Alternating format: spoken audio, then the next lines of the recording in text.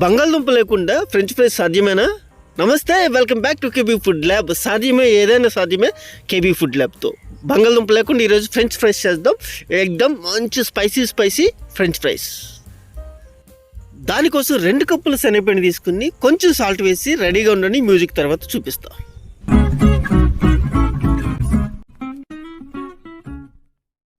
మంచి ఫ్లేవర్ కోసం కొంచెం కొత్తిమీర తరుగు, కలర్ కోసం పసుపు, కొంచెం కారం, జస్ట్ స్పైసీనెస్ కోసం, పచ్చి ఎర్ర మిరపకాయలు స్పైసీనెస్ కోసం కొంచెం, అలాగే అల్లం ఉల్లిపాయ పేస్ట్ 1 టేబుల్ స్పూన్. బ్యాటర్లో పసుపు వేసాం కాబట్టి మనం తాగే సోడా మాత్రమే వేయాలి. తినే సోడా వేస్తే లేదా బేకింగ్ సోడా వేస్తే బ్యాటర్ అనేది ఫ్రై చేసిన తర్వాత రెడ్ కలర్లో చేంజ్ అయిపోతుంది బేకింగ్ సోడా వల్ల. సోడా కొద్దిగా యాడ్ చేసుకుంటూ బాగా మిక్స్ చేసుకుంటూ వెళ్ళాలి, ఎక్కడ లంప్స్ లేకుండా. దీనికి ఒక 5-6 నిమిషాలు టైం పడుతుంది. చాలా ఓపిక్గా సహనంగా చేయాల్సిందే, దీనికి వేరే షార్ట్ కట్ లేదు.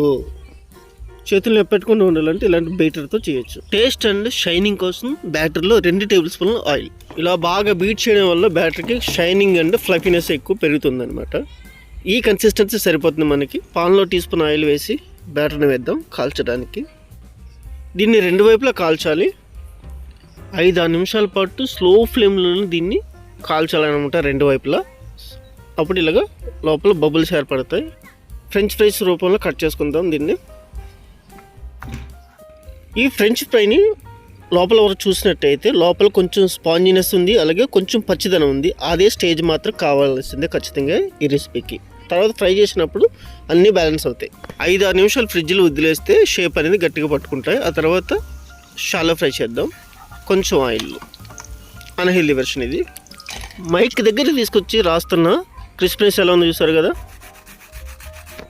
ఇప్పుడు హెల్దీ వెర్షన్లో ఓవెన్లో పెడదాం కొన్ని ఫ్రెంచ్ ఫ్రైస్. 180 డిగ్రీస్ టెంపరేచర్ దగ్గర అరగంట పాటు ఓవెన్లో బేక్ చేసినా కూడా మీకు క్రిస్పీనెస్ అనేది ఏమాత్రం తగ్గదో, కావాలంటే చూడండి. ఈ ఫ్రెంచ్ ఫ్రైస్కి best combination tomato sauce chutney. దానికోసం పాన్లో 2 టేబుల్ స్పూన్లు ఆయిల్ తీసుకొని 1 ఇంచు అల్లం ముక్కలు, కొంచెం ఆవాలు, కొంచెం జీలకర్ర, ఒక కరివేపాకు రెబ్బ వేసి 4-5 మీడియం సైజ్ టొమాటోని బాగా ఉడకబెట్టి దాన్ని ప్యూరీ చేసి ఇందులోకి యాడ్ చేస్తున్నాం సాస్ రూపంలో. ది బెస్ట్ కాంబినేషన్ ఇది ఫ్రెంచ్ ఫ్రైస్తో. బంగాళదుంప లేకుండా సాధ్యం కానీ ఫ్రెంచ్ ఫ్రైస్ని ఈజీగా చేసి చూసేసాం కాబట్టి నచ్చితే కనుక తప్పకుండా లైక్ చేసి షేర్ చేసి కామెంట్ చేయండి. అలాగే మరి కొంతమందికి పంచండి. Thank you.